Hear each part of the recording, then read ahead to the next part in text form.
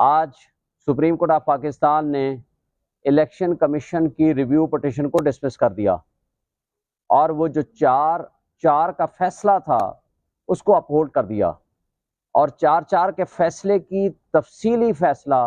پچھلے دنوں ریلیز ہوا جو آپ نے دیکھ لیا تھا، اور وہ تفصیلی فیصلے میں جو ثابت کیا اور ڈکلیئر کیا سپریم کورٹ آف پاکستان نے کہ الیکشن کمیشن آف پاکستان نے جمہوریت کو ڈیریل کیا ہے۔ الیکشن کمیشن آف پاکستان نے غیر آئینی اقدامات کیے ہیں، آئین کو ایکچولی اینڈ پریکٹیکلی معطل کیا ہے، اور نہ صرف یہ کہ یہ انہوں نے اپنی اوتھ سے روگردانی کی ہے، غیر آئینی اقدام اٹھایا ہے، غیر قانونی اقدام اٹھایا ہے، الیکشن کے سوا سب کام کر رہے ہیں، بلکہ توہین عدالت کے ساتھ ساتھ ان کے خلاف آرٹیکل 6 کی پروسیڈنگز ہو سکتی ہیں۔ آج 2 صوبے غیر آئینی طریقے سے چلائے جا رہے ہیں، اور اس کے اندر ذمہ داری کا تعین سپریم کورٹ کچھ حد تک اور بلکہ میکسیمم حد تک الیکشن کمیشن آف پاکستان کو ذمہ دار ڈکلیئر کر چکے ہیں، اور اس کے ساتھ پچھلی جو فاشسٹ حکومت تھی شہباز شریف کی زیر قیادت، ان کی انوالومنٹ 100% اس میں ساتھ تھی۔ نہ صرف انہوں نے توہین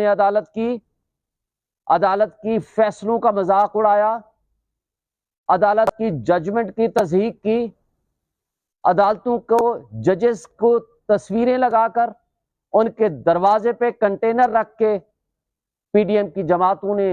سپریم کورٹ کی توہین کی، پارلیمان میں کھڑے ہو کر آرٹیکل 68 کی وائلیشن میں وہاں ججز کے اوپر نہ صرف تنقید کی، ان کے کنڈکٹ کو ڈسکس کیا اور سپریم کورٹ کے فیصلے کی تضحیک کی، اور سپریم کورٹ کے فیصلے اور آئین کو ریزولوشن آف دی اسمبلی کے ذریعے نلیفائی کرنے کی کوشش کی۔ لیکن یہ سب کچھ آپ کے سامنے آ چکا ہے۔ آج پاکستان میں جس کی سب سے زیادہ ضرورت ہے وہ ہے بے یقینی کی کیفیت کو ختم کرنا، جس کی سب سے زیادہ ضرورت ہے کہ آئین کے مطابق ملک کو چلانا، ملک کو ایک پٹڑی پہ چڑھانا، ملک کو ایک سٹرانگ ڈیموکریٹک گورنمنٹ دینا،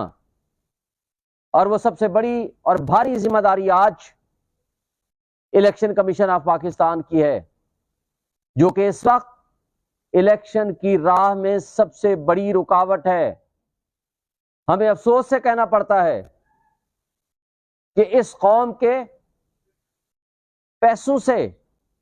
ہمارے ٹیکسوں کے پیسوں سے ہم الیکشن کمیشن، ان کے ممبران اور عملے کی جو مراعات ہیں وہ دے رہے ہیں۔ قوم اپنا پیٹ کاٹ کے اس وقت ان کو برات دے رہی ہے، صرف اس لیے تاکہ ملک آئین کے مطابق چلے، ملک میں جمہوریت ہو، ملک میں استحکام آئے، ملک میں مہنگائی کم ہو۔ اور اس انسرٹن کیفیت نے یہ ملک کی تباہی کر دی ہے، اور فاشسٹ حکومتیں جو پچھلی شہباز شریف کی زیر قیادت جماعتیں تھیں، انہوں نے جو پالیسیز بنائی ہیں، اور جس طرح افلاطون اسحاق ڈار کو وہ لے کر آئے تھے، اور اس ارسطو نے اترتے ساتھ ہی یہ کہا تھا کہ میں ابھی ایئرپورٹ سے نیچے نہیں اترا تو ڈالر جو ہے وہ نیچے آنا شروع ہو گیا ہے، جس کو میں 100 سے 150 کے قریب لاؤں گا، اور ساتھ اس نے کہا تھا کہ آئی ایم ایف سے ڈیل کرنا میرے سے بہتر کوئی نہیں جانتا۔ اور پھر وقت نے اور آپ نے دیکھا کہ کس طرح اس نے اس ملک کا بیڑا غرق کیا،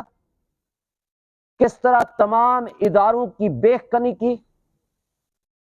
اور مہنگائی کے ایک رخ پہ بھی اگر آپ دیکھ لیں، آج چینی کی قیمت 180 روپے کو کراس کر گئی ہے، اور اس لیے کہ چند دن پہلے جب آپ کے اپنے ملک میں شارٹیج ہے، انہوں نے ایکسپورٹ کی اجازت دے دی، اور بلینز آف ڈالرز انہوں نے کمائے ہیں، اور وہ مافیا، شوگر مافیا آپ سے بہتر کون نہیں جانتا، دو بڑی پولیٹیکل پارٹیز کے سربراہان کی سب سے زیادہ شوگر ملز ہیں، اور اپنے لوگوں کو اور اپنے آپ کو فائدہ پہنچانے کے لیے ہر وہ پالیسی، ہر وہ حربہ انہوں نے استعمال کیا کہ جس کے ذریعے اس غریب قوم کا آخری خون کا آخری قطرہ تک بھی نچوڑ لیا جائے۔ اور مہنگائی، اس سے میں زیادہ تفصیل میں نہیں جاؤں گا، لیکن آئی پی پیز کے جو معاہدے کیے تھے وہ اس قدر بدترین تھے، لیکن اس کو کنٹرول کرنے میں ایک کریڈٹ جاتا ہے عمران خان اور پی ٹی آئی کی گورنمنٹ کو، جنہوں نے ان کو کنفائن کیا کہ جو پیمنٹ آپ کو ملے گی اس کے ڈالر کی قیمت ریٹ روپیز کا 148 کیپ کر دیا گیا، اور اگر خدا نہ خواستہ وہ معاہدہ نہ کیا ہوتا عمران خان نے، آج آپ کو 325 روپے دینے ہوتے اگر ڈالر کے بس، کیونکہ یہ بھی ایک معاہدہ تھا پیپلز پارٹی کا اور پی ایم ایل این کا کہ ہم آپ کو پیسے وہ بنائیں گے بجلی ادھر، وہ ہم ان سے خریدیں یا نہ خریدیں، ہم نے پیسے ان کو پورے دینے ہیں۔ اور اس کے ساتھ کیا فیصلہ کیا کہ جناب آپ ڈالر میں پیمنٹ کریں گے، لیکن یہ اللہ بھلا کرے عمران خان اور اس کی پی ٹی آئی کی گورنمنٹ کی، جنہوں نے ان کے ساتھ معاہدہ دوبارہ ریوزٹ کیا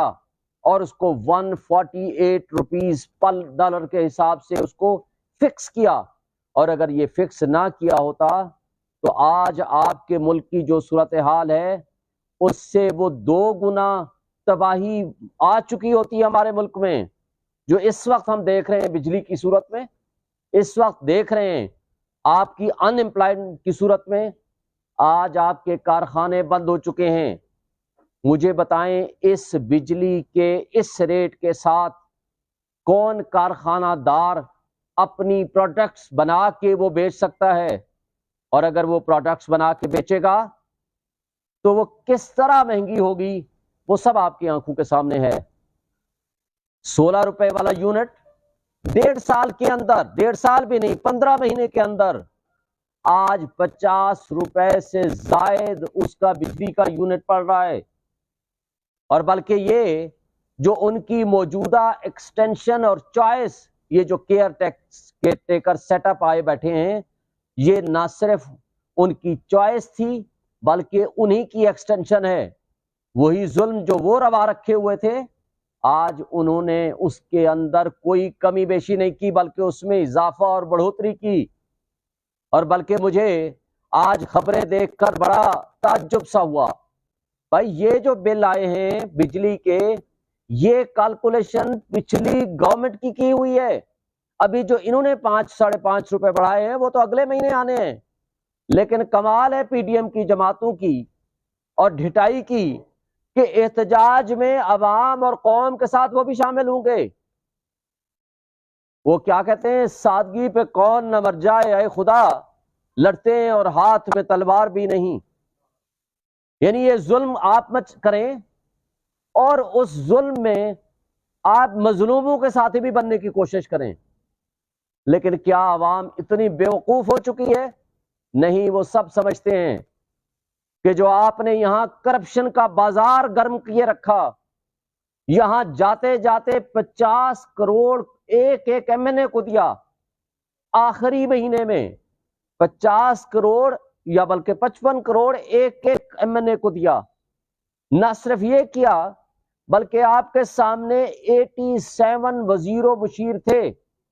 جب شہباز شریف نے ناصر سعید کھوسہ کی سربراہی میں ایک کمیٹی بنائی۔ انہوں نے کہا جی بتائیں کیسے ہم بچت کریں۔ انہوں نے کہا 32 منسٹرز وزیر و مشیر رکھیں، لیکن اس فائنڈنگز کو، اس کمیٹی کے منٹس کو سائڈ پہ پھینک دیا، اور ان میں سے 45 وہ تھے کہ جن کے پاس کوئی محکمہ نہیں تھا سوائے مراعات کے۔ اور آج بھی یہ مراعات یافتہ طبقہ، یہ جو فراڈ کیا جا رہا ہے کہ آئی ایم ایف سے پوچھیں گے کہ کیا عام آدمی کو، غریب آدمی کو ہم کوئی فیسیلیٹیٹ کر سکتے ہیں؟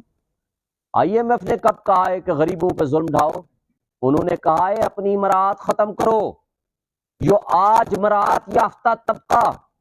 جس میں حکمران جس میں ججز، جس میں جرنیل، جس میں سول بیوروکریسی، جس میں ملٹری بیوروکریسی شامل ہے، سالانہ تقریباً $18 بلین مفتمرات لے رہے ہیں، اور آپ $1 کے پیچھے آپ نے اپنی قوم کی خود مختاری اور سلامتی کو آپ نے داؤ پہ لگا دیا ہے، تو کیوں اپنے پہ کٹ نہیں لگاتے؟ جب آپ یہاں کانسٹیٹیوشن ایونیو سے گزرے آپ کو لگ پتا جائے گا، کوئی ایک وزیر و مشیر یا کوئی ایک شخص جا رہا ہوتا ہے، اس کے پیچھے اور آگے جو کاروان ہم دیکھتے ہیں روز ہیں، اور جو یہ تماشا دیکھتے ہیں، ہمارا دل خون کے آنسو ہوتا ہے کہ غریب آدمی آج بھوکوں مر رہا ہے، جرائم میں اضافہ ہو رہا ہے، دہشت گردی بڑھ رہی ہے، اور ان کی برات بڑھتی جا رہی ہیں کم ہونے کی بجائے، اور پھر سونے پہ سہاگا کہ اس کا حل نکالا جائے، جبر اور خوف کی فضا ختم کی جائے، فری اینڈ فیئر الیکشنز کی طرف لایا جائے، گفتگو کا اور ڈائلاگ کا سلسلہ شروع کیا جائے، لیکن اس کی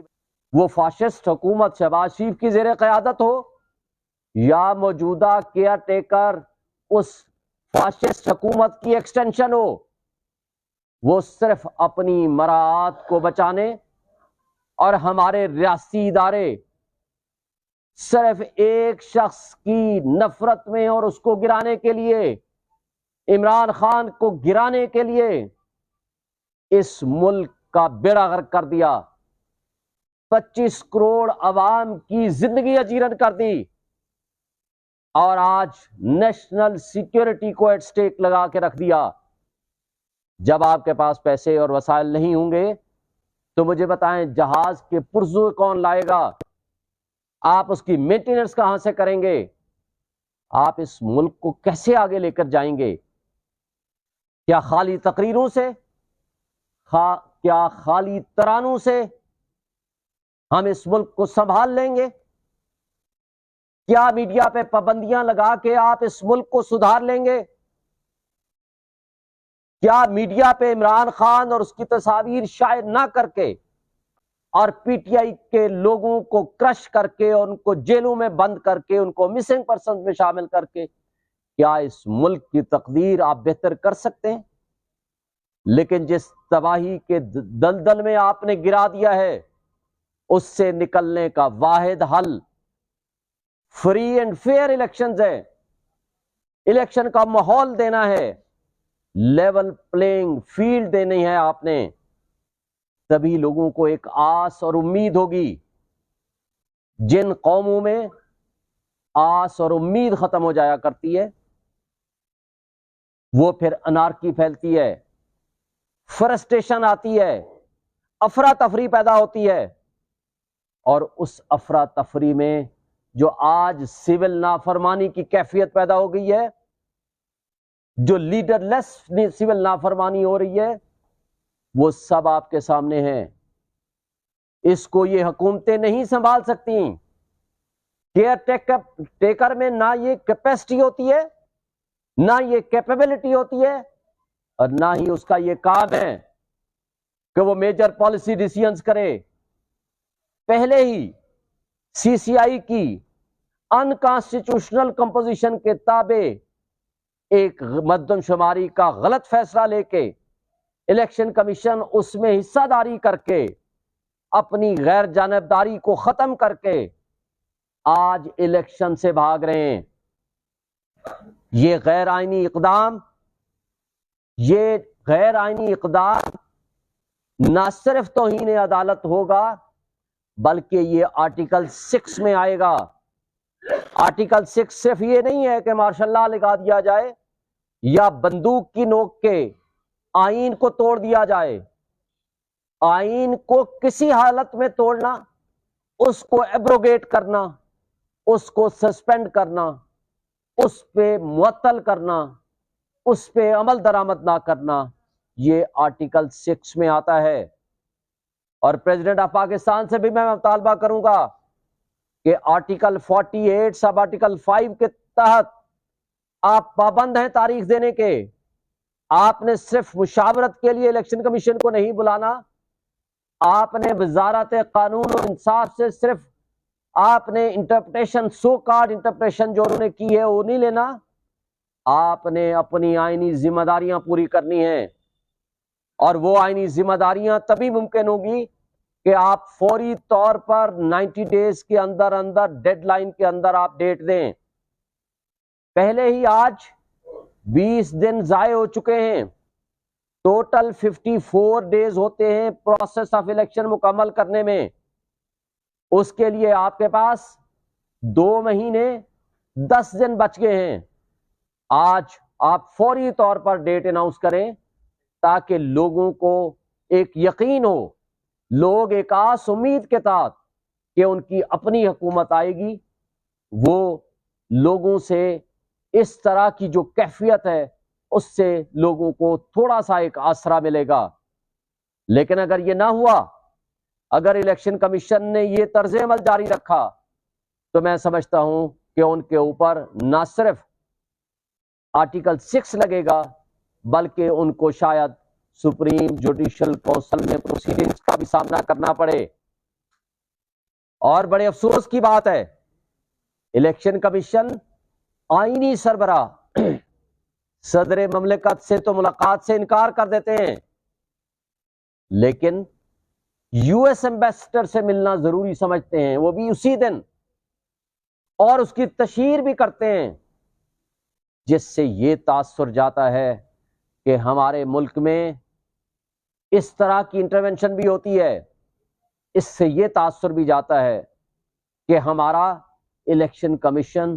اپنے آئینی سربراہ کو کیا حیثیت دیتا ہے اور اس کے مد مقابل یو ایس ایمبیسڈر کو کیا اہمیت دیتا ہے۔ آپ کے اپنے ملک کی انڈیپینڈنس اور سوورنٹی بھی سب آپ کے سامنے آتی ہے۔ یہ قابل افسوس بات ہے، ہمیں اپنے اداروں کو اس قدر غلط فیصلے نہیں کرنے چاہیے کہ کل واپسی کے راستے بند ہو جائیں، اور آپ کے ملک میں جو افراتفری اور انارکی اور انتشار پیدا ہوا ہے، اس کو ختم کرنے کا واحد حل ہے کہ آپ آئین پہ عمل کریں۔